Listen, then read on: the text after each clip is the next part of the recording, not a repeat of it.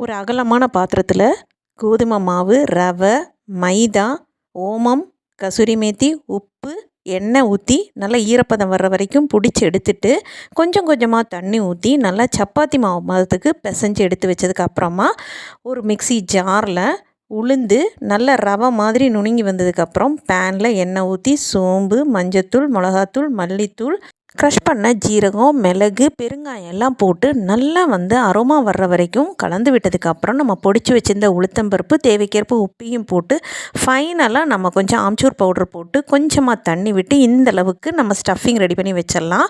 இப்போ மாவு நல்லா ஊறி இருக்கும்போது சின்ன சின்ன உருண்டைகளாக எடுத்து சப்பாத்தி பலகையில் ஒரு சின்ன வட்டமாக தேய்ச்சிட்டு நம்ம ஸ்டஃபிங்கை உள்ளே வச்சு நல்லா க்ளோஸ் பண்ணிவிட்டு சின்ன ஒரு பூரி மாதிரி தேய்ச்சி எடுத்துகிட்டு காஞ்சிருக்கிற எண்ணெயில் போட்டு சுட்டு எடுத்தால் பர்ஃபெக்டான பேத்மி பூரி தயார். வீடியோ பிடிச்சிருந்தால் like, share and subscribe. Thanks for வாட்சிங்.